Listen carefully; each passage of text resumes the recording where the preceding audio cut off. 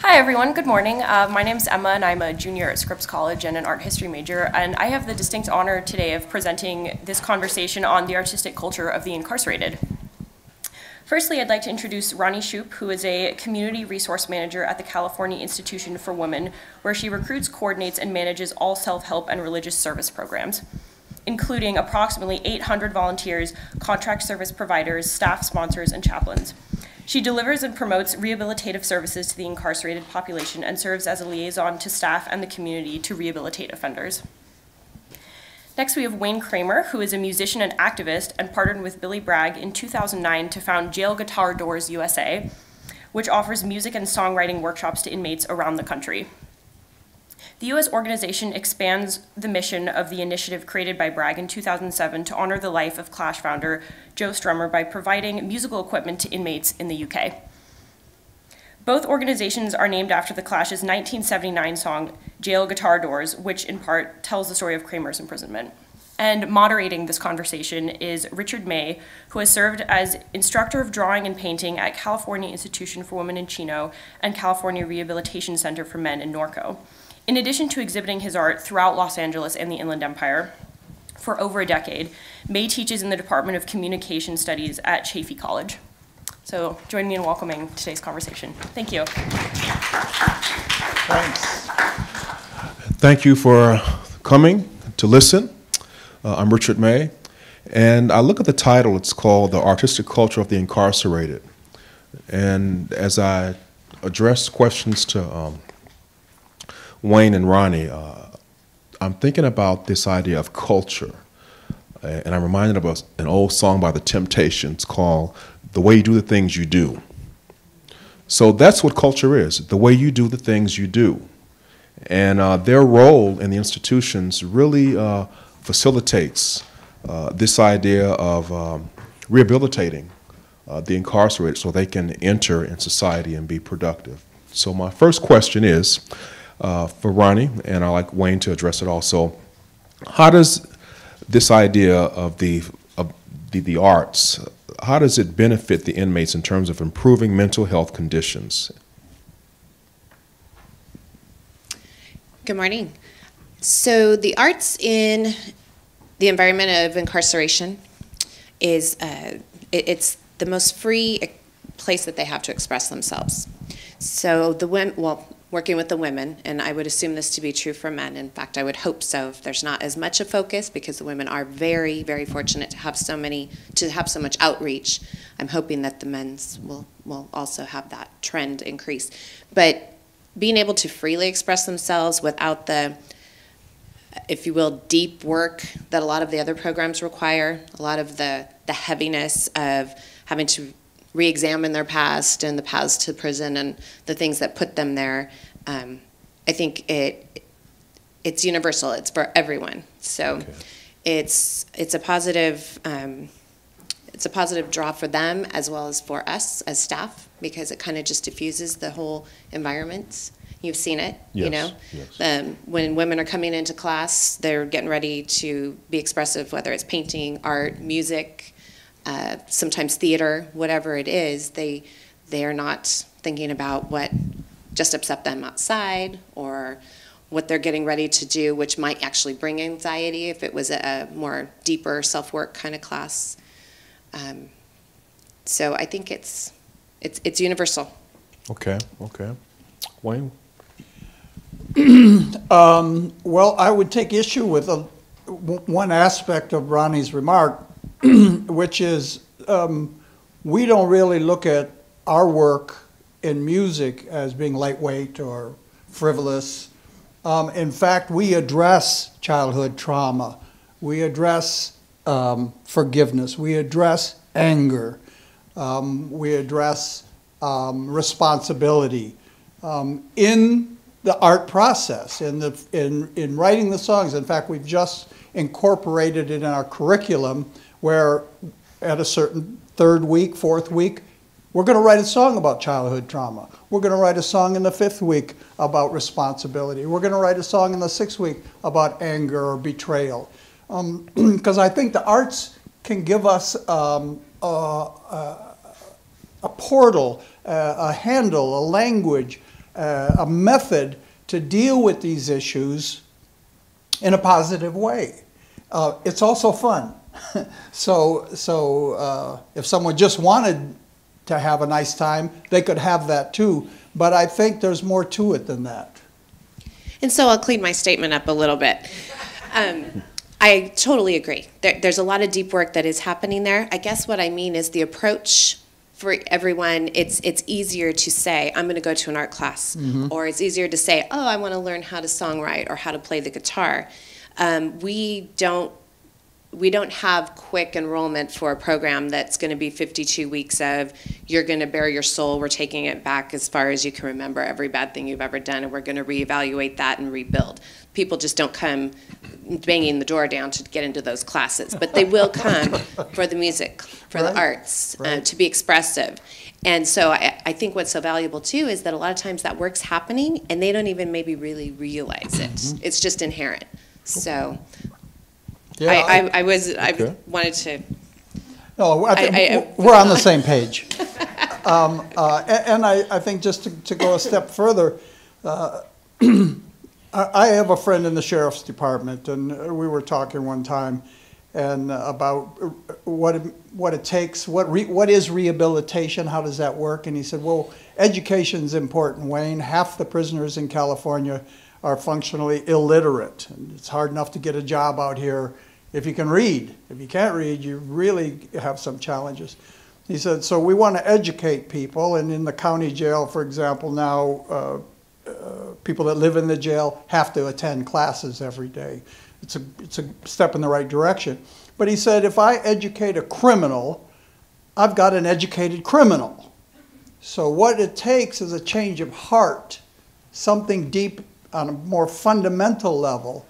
And the only things that we know that can reach people on that deep level is art and organized sports, actually. As strange as that may seem. Because art is it kind of goes like that. All things are possible. And what art does is it teaches us the secret of how to work. And many people that live in our prisons never learned how to stay in one place, work on a task, and accomplish that task and finish that task because that's what they wanted to do. They were interested. Not somebody else told them they had to do it or it was required for something else, but this is something that they're self-motivated to do. That it puts art puts us in touch with our humanity. It connects us with each other. And when we connect with each other, we start to see that we have way more in common than we have in different. And that's a big issue in prison in America. You know, like you mentioned culture. There's a lot of culture in prison, and a lot of the culture is very negative. It's racist, it's sexist, it's a culture of defeat and bitterness, and we have to provide some alternative to that. If we don't help people change for the better while we have them in custody, they will most certainly change for the worse, with the end result being we are all less safe. We're not more safe because we lock up 2.5 million people. We're less safe. Okay. You know, when you mentioned the idea of the therapeutic aspect of it, I'm reminded of when I go in the men's prison, the guys tend to really enjoy drawing cars and motorcycles and superheroes. And it brings back memories of growing up as a kid and the idea of having a hero in their life. And so when they're drawing, I'm talking to them about, you know, my dad, and then they start talking about their father. So it creates a connection where it's not so structured, where I don't walk in saying, I'm the teacher and you're going to listen. The connection that we build is at times, it's healing to them. When I'm in the women's prison teaching drawing and painting, they're more conversational. So the eye contact is really a connection, greeting, acknowledging their presence does something to really confirm their humanity. So that brings us to the next question, which is, how does it enhance their self-image, their self-esteem? How do the arts enhance the self-esteem of the inmates?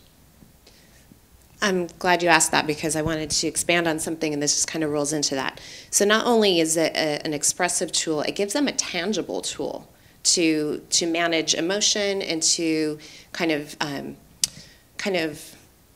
come up with a thought process, a deliberate way to process thoughts and circumstance and things like that, because they're having to think, they're having to plan, they're having to think out what it is their end result is going to be. One example of that, we had a pilot program that we corralled, and again, this is at the women's prison. 15 of our most don't want to program people, don't want to go to work, don't want to stay out of trouble. They're not deliberately looking for it, but it finds them.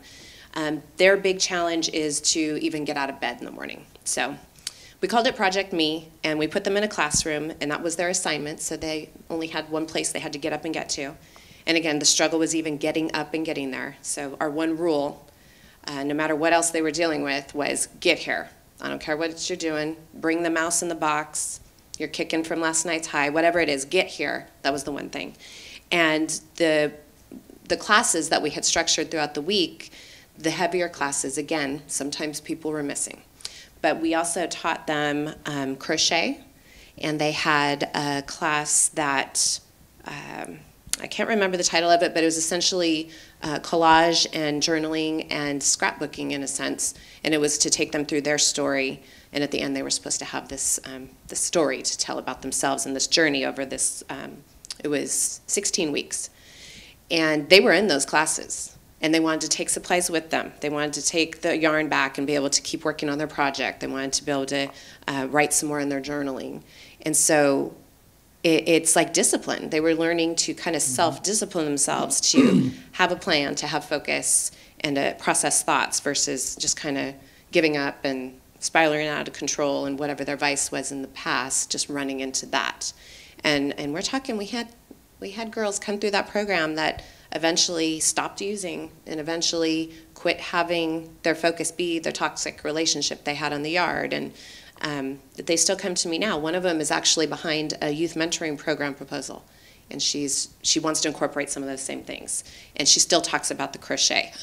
So the arts definitely teach them a tangible tool as well as being just expressive. Okay. So Wayne, comment on how teaching music, writing songs, is a way to build their self-image and their self-esteem. Sure. You know, prison, as it's practiced in this country, not around the world. There are countries in Europe that have a much more progressive and sophisticated and successful criminal justice system. But prison in this country carries with it a sense of retribution.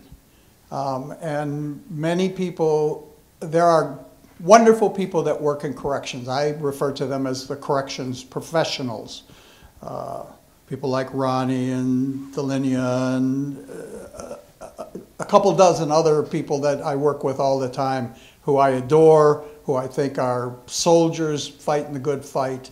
And, but there's a large percentage, they're kind of on the rehabilitation side of the house. The thug side of the house is the custody side. And many of these people think that it's their job to punish people. But, you know, we are sent to prison as punishment, not for punishment. Our punishment is that we lose our liberty for a period of time. In America, in the modern age, that's how we determine our accountability. And I believe in accountability. I believe in the rule of law. And I think some people need to be in prison and they need to stay there. Very small percentage.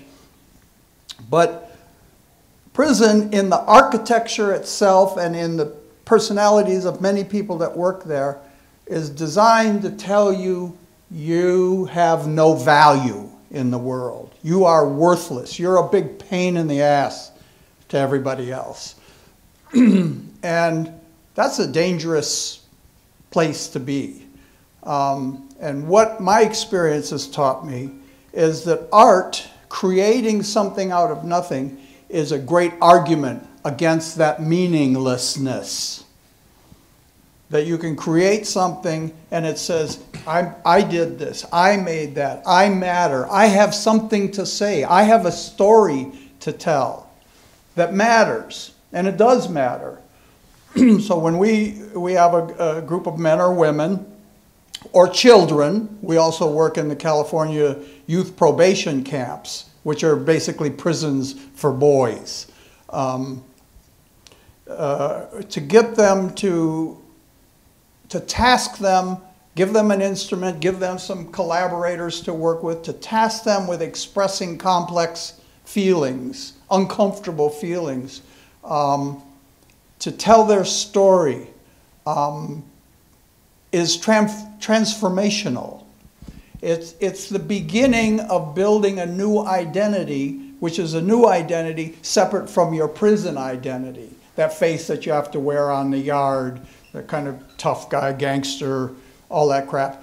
You come in our workshop, this is a safe space.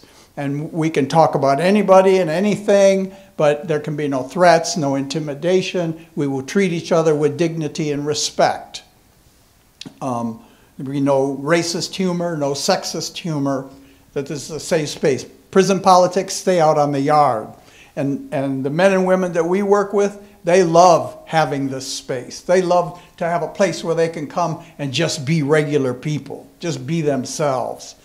And this is the beginning of a whole long, very hard process of change. Change is not easy. It's easy to talk about, but it's not easy to do. And if we can start with the first steps of this idea of you're not just a number, your prison number, or you're not just your crime or bed space, that you're an artist. You could consider yourself an artist. You made something where there was nothing before. You brought some beauty into the world. That's the beginning of a new identity. I've seen it over and over. The guitars arrive on the yard, the workshop shows up, and the tension on the yard drops down a couple notches. We've had lieutenants and captains unsolicited come to us and say, this has really made a difference on the yard. You know, we're not having as much trouble and the guys seem to be in better frame of mind. Why not? Big surprise. So it's the work that we do in art and music and painting, drawing, theater, writing. These are all portals into the larger world, and they're all connectors with each other. You know, if we have a wood over here, which is prison for white guy, Peckerwood, and we have a homie over here who might be a Latino, and we're writing a song about kids, and they both have kids, they're going to be talking about the same thing. My kid did this, my kid did my daughter, I love my daughter so much. And then they find out, geez, you know, he's not that much different than I am. I mean, if you're going to play music with someone and do art with someone, you got to talk to them. If you talk to them, you find out you don't have that much indifferent and you have a lot in common. So tension goes down, and then people can start this idea of a new identity, seeing themselves differently, not seeing myself as a loser, not seeing myself as a drug dealer, but seeing myself as an artist. I like to think of it as a first step. There's a lot more steps in this whole process of positive change. But I think the work that we all do in art is the spark that can get this thing started. Okay. So, Ronnie, would you address how the arts provide coping strategies? Kind of like I mentioned earlier, the tools that they learn through having to focus or plan ahead for that end result. Okay. Coping strategies are kind of same thing. you know, if they come in upset, you know, they can take a moment to be still, to focus on what's going on in front of them. They have control. It's Right. their plan. It's they're the ones that are going to orchestrate the path to the end result for them. And we do have a program. It's a theater program that they do focus on actual emotions and controlling and recognizing them, and then recognizing where it's appropriate to have an expression for that emotion, and then it's over and move on to the next thing. So again, control. So I think as far as coping, they learn that they're the ones that it's their plan. It's their, I can use the word control, but I guess it is. It gives them sole control over what they're creating and their personal expression and how they're getting that accomplished. So it's really a simple thing. Simple. That's okay. why it's that's why it's so valuable. Sure, You know, yeah, and that's why we want to see more access. You know, for everyone for that. Yeah, I would just add to that. Most people that end up living in our prisons never had somebody tell them, "Man, that was a great idea. Wow, that was really cool what you just did," unless it was something negative. Encouragement is an incredibly powerful tool. I mean, you guys, I'm going to just take a wild guess that you've had some encouragement over the course of your lives. People in prison don't experience that. Their stories are varied, but they're almost always of a certain kind of path where they end up in prison. And so to come to a painting class and have someone say, "That's terrific what you just did," that's golden. That fills someone's heart up. And to see all of a sudden I could do something and people appreciate it, maybe they respect me for it, maybe they even love what I did. I mean, these are powerful emotions that help people change for the better. And, you know, the kind of populations we work with all the time, I mean, and I'm one of them. That was those kinds of positive strokes, those warm fuzzies were far and few between. Okay. You know, when you mentioned the idea of affirming and valuing them, I recall a story. There was a gentleman who were drawing animals from a book, and he was into drawing spiders, and so he drew a very detailed spider, and we exchanged a story about catching spiders as a kid, and he said, "Really? I got spider tattoos all over me." And he took off his shirt and showed me a spider tattoo in his armpit that was not shaved, well, that was shaved, and just a spider tattoo on his calf. And after class had ended, he shook my hand because I took the time to listen and to look at his spider tattoo. So it's amazing how just affirming their knowledge, their contribution can make a difference. There was one guy, he had a tattoo on his calf. He said, "Who is that right there?" I said, "Angela Davis." I said, "Other tattoo was Kathleen Cleaver." He said, "Really? You knew that right there?" And then he began to share his knowledge of politics and the Black Panther Party. And I just listened to him. And that just changed the kind of eye contact we would make. So when he comes into class, he greets me and looks at me. So next question I want to just look at is, how does the art strengthen family relations? Ronnie, want to address that? So the first thing that comes to mind is when, again, the women, but I know that this is true for the men, when they create something that they're proud of, the first thing they want to do is share that. So a lot of times they want to send it home so that their kids can see it, or their mom. I have a lot of women that don't have kids that they'll send it to their mom.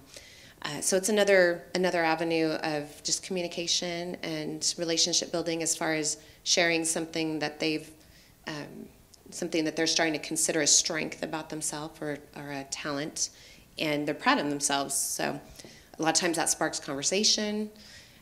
We've had a couple of events mostly graduations of large scale where we may have some things on display that they might have done, and they're able to actually walk their family through it and stand with them and show them. And I think for their confidence and for just, again, building towards that new identity, this is who I am now. I'm turning into this, positive, creative, productive person that just is supportive of all of that.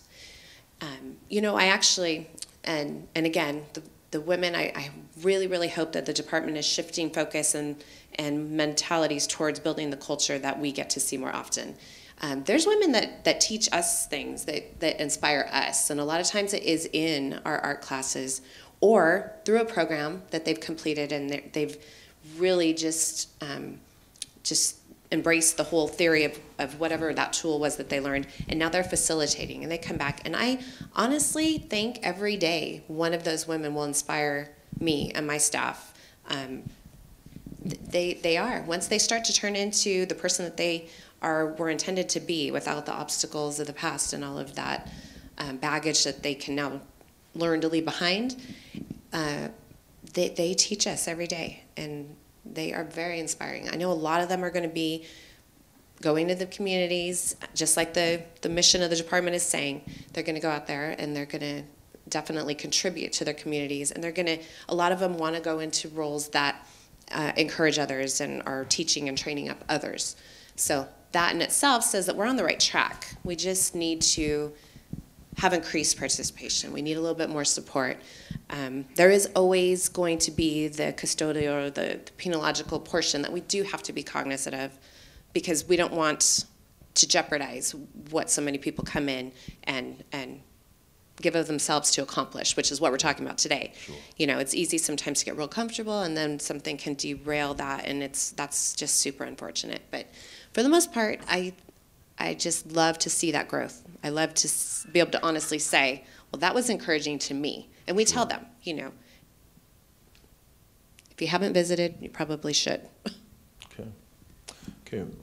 Wayne, would you address how the idea of writing a song, singing a song, can contribute to strengthening family relations when you're teaching inmates music? Well, whenever possible, our courses we run a semester. It might be 10 weeks, it might be 12 weeks. It just depends on the schedule and the facility. And at the end, we have a graduation ceremony where the students are given a certificate of accomplishment, and we do a performance. And when we can, we like to do them in the visiting room where people can come. So moms are there, and wives are there, and kids are there. It's especially powerful in the youth probation camps, because they're boys, and to have their mom there is really a big deal. And I agree with Ronnie. It sends a message to your family that you're on the good foot. You turned. You're at least showing that you're putting the effort in to change for the better. And 95% of the people in our prisons are coming home. They're going to rejoin us, and they're going to stand next to us in the line at the supermarket, and they're going to sit next to us at the movies. So who do we want standing there and sitting there? Somebody that's been inculcated in a world of defeat and bitterness and racism and violence for a decade or two, or someone that's been given a shot to take a look at what went wrong and what they might be able to do to make sure they don't come back to these penitentiaries and to rejoin us in our communities and these are our friends and families that make up the 2 million Americans serving time in our prisons. I mentioned before about the architecture of prisons themselves. Family ties are the single most important tie for a prisoner, and the mean-spirited genius that decided to build prisons hundreds of miles away from where people live just illustrate more of kind of like the ass-backwards way we went about the issues of criminal justice in America. You know, in California, our prisons are spread all up and down the state, but most of the people live in Los Angeles or San Francisco. And that makes family visits tough. Family is everything. And, you know, maintaining family connections and community connections are huge in you know, kind of keeping people connected to the outside world. I mean, they're in the world, and they're in prison, but they're still in the world, and they're going to come back to us.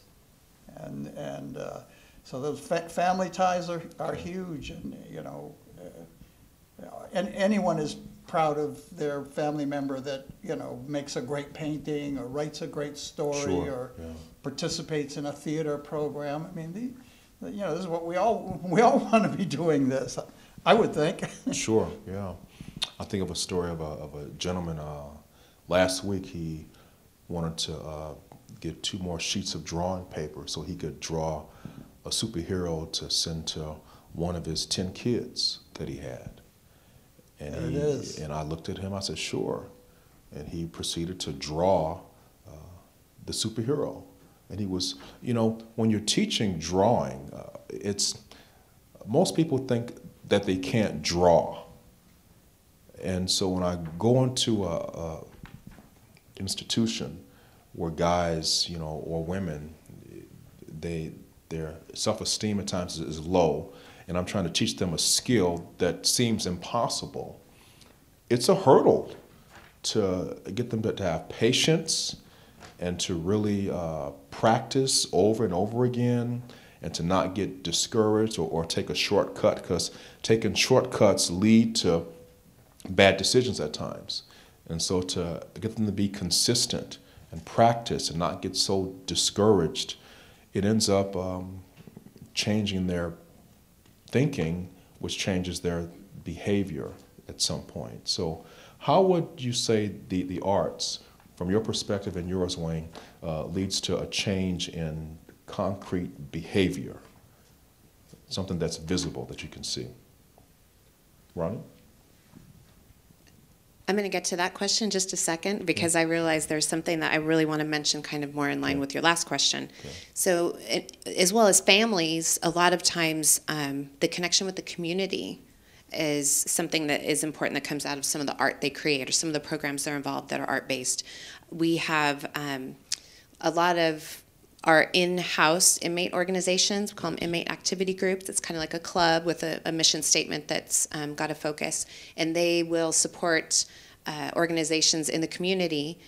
So a lot of times they are creating art and sending it out for different reasons. Either we have our veterans group, works all year to do Afghans and blankets, and they send them out for stand downs with the VFW. So homeless veterans get to line up and take these things they've created. One of the women that's super active in that program, I had the opportunity to go out to the stand down and work with them as they gave the blankets away, but her sister and her daughter came to work with us. So there was that whole connection. For me, was really valuable, but also just realizing that the women are contributing to the community. They're also bringing their family in. They're having this kind of common goal, and they're working on it together, even though they can't be together right now this moment.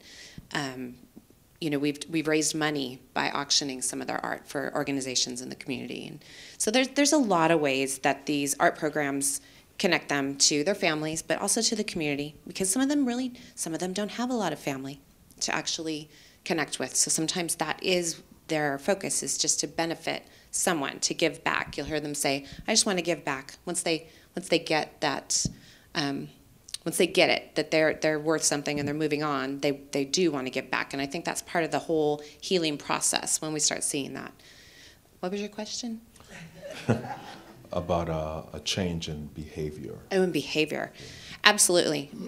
Not only does making art kind of just kind of deflate you anyway. If you, like I said before, if you come in kind of anxiety ridden, a lot of people, even in the whole entire world, we use those kind of things to help us kind of decompress, you know. So there's that. The other thing is there is a little level of accountability built into our programs. if you continue to act out or you continue to interfere with somebody else's progress, we're not going to allow you to stay, so they know that they have to have a certain level of behavior to be there. They're carrots. It's a carrot. Yep. It is. Incentive-based. We hear this all the time, incentive-based. But the terminology really is tied to how we just, how we actually are as people. And a lot of times the people in these facilities, I have experience coaching teenage girls. So sometimes I say it's really not that far off. Their mentality is, okay, you behave, you get to be here. It is kind of like a school age approach. Very basic, again. Okay. I think, incentivizing prisoners, really incentivizing them, is a hugely powerful tool. Many of our programs now are, if you participate in them, you're eligible for what are called rack points, which is actually time off your sentence. So, that encourages someone to behave responsibly and to put in the effort. I just saw a sign, we have 15 minutes left. Were we going to have some questions from the Sure, yes. audience? Yes. If we just have a few minutes, I'm sure we said something that confused somebody. Okay. Should I have a microphone or no? Yeah, it's got a microphone right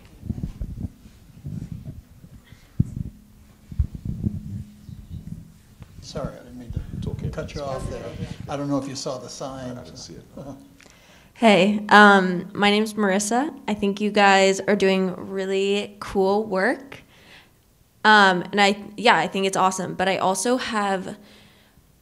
I'm having kind of a, I don't know. Sorry, this isn't very well formulated. But I'm kind of conflicted, I guess. I mean, I'm thinking a lot about the prison industrial complex in the sense that prisons want to bring in as many prisoners as possible, and that definitely targets people of color, especially Black people. And I think a lot of the language that's been used is kind of acting as though this is an individual problem that brings these individual criminals into jail or prison. When for me, I see it more as a systemic problem that targets people for doing the same things that white people do and more privileged people do. So I think it's kind of like a blaming thing. I'm not sure. And I definitely don't mean to be like judging you or anything. I just want to open up this conversation, I guess. So it seems kind of like a blame thing where they need to change through the work that you do, when for me it feels like what actually needs to change is way bigger picture. And I wonder, also on another note, I'm not sure. Yeah, I guess I've been thinking a lot about divestment in prisons. I'm definitely a prison abolitionist, so that's also affecting my opinion a lot. And I'm wondering, this is kind of like, in a way, like an investment in prisons, like in the way that, with police brutality, now there's more police bias training, which is just putting more money to the police. I wonder if this is kind of in a way that kind of enables the whole prison system. It acts like everything is okay that's already existing, and then you just need to focus on the individual. And 1 second, sorry. 1 second. Also, I think it seems as though you may be going into the trauma from when they were younger, which created these bad decisions. But I think something that's important to note, and you guys sort of did, is like the trauma that exists within prisons through the system with like these systems of power and how that perpetuates even more trauma. Or even just creates trauma for the first time because some of these people, I don't know, just were targeted by the police. So, yeah, I have a lot more to say, but I'm not going to do that. I'm not going to take up too much time. But, yeah, I'm excited for your response. I can address that. What we do is we work on a two-tiered basis. On one level, people helping people. We take instruments into prisons. We help people through the arts. The other tier is political and legislative. There has to be a political solution at the end of the day. That means we have a coalition of groups nationwide. We're not the only people that care about prisoners. There's a lot of people that care about prisoners. And we have the beginnings of a political constituency. We can hold, I've gone to Washington and held congressional members' feet to the fire. It's kind of a exercise. But we're maintaining that, and we put as much energy into that as we can. I think it's worse than you think. I agree with you on the points that you raised, but what you see happening now from the political right, and actually this was happening before Trump took office, but there's this movement called Right on Crime, and this is financed by the Koch brothers. And what they're doing is focusing on the non-serious, non-violent, non-sex offenders. And they're focusing reentry, rehabilitation, and resourcing justice dollars in that area. So it sounds good to the average person, but what that means is everyone that isn't a non, they get jammed up worse. They go to worse prisons, they have longer sentences because they're the really bad people, the violent offenders. And whatever breaks the nons get, everybody else gets slammed worse. Beyond that, whatever breaks any of us get, they're clearing everybody out so they can fill the prisons with immigrants who have no rights. If I go to prison or you go to prison, we have a lot of rights. Immigrants have no prisons. That's why you see the resurgence of the private prison industry. This is a humongous challenge as a people. Who are we that we think this is our best idea? This is a terrible, terrible idea. And that's up to us. I mean, you know, the power of the ballot, the power of individuals making I believe one individual makes a difference. So that's on us, you know, that we tolerate, we get what we deserve. I mean, we deserve Donald Trump. So really quickly, Wayne's right. There's a level of politics that I'm not even going to pretend to want to try to understand or think that I'm going to touch. But just to clarify, the CDCR, which is where we're talking about the programs that are happening now, that's who I represent, is completely not in that decision-making realm. So yeah, there's a whole entire world of issues that I guess need to be addressed. But more than anything, I would encourage you to continue to research and continue to research. Go to the institutions. I will truly tell you. Again, I'm not going to even begin to try to touch most of what you were talking about, but I know that I do have options as far as career paths. I've been in this position 5 years in May, and it's where I want to be because there is a need. There are people that do have this need. There are different scenarios for everyone, and I won't categorize any of it. That's just personally my view, because if they come to us and there's a need, I really, really am finding a lot of worth in the efforts that we are making. So for those of you that have not been to one of the institutions, there's so many opportunities to volunteer or get involved with some of the programming. You know, Wayne's program, Jail Guitar Doors, normally happens this morning, so I missed it. It happens right outside of my office door. And his teacher is phenomenal. They start laughing, they talk a little bit, and sometimes the conversation gets a little deep, or it doesn't, and it actually just comes out in the lyrics. And then every once in a while, there's so much talent. There's a concentration of talent in the institutions, I really believe, too. I just have to hop out of my desk and walk out there and go, who was that? High five, your voice is amazing, and I think I want you to perform, you know? So there is a culture that you're just not aware of if you're not down in the weeds with us, kind of looking at how we are kind of making effort. Our life's work is working with some of these people that really do truly need these tools. So that's the upside of all of that. And I'd be more than happy to give some information about how you can get involved for anybody. Okay. I want to address that briefly too. You know, I understand what you're saying. It is so complex, but I believe in changing the world one person at a time. And when I go into an institution and see them wearing their clothes and it says prisoner on it, and I get very little eye contact based on the mood that they're in or how they view me as an outsider.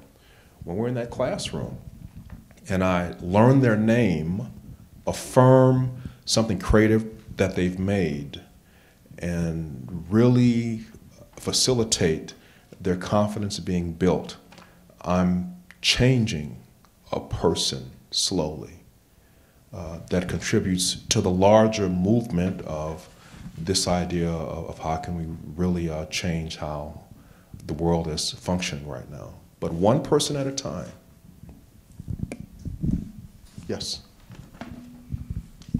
Can I, wait, sorry, I have to leave, so can I just jump in here? I don't know if is that okay?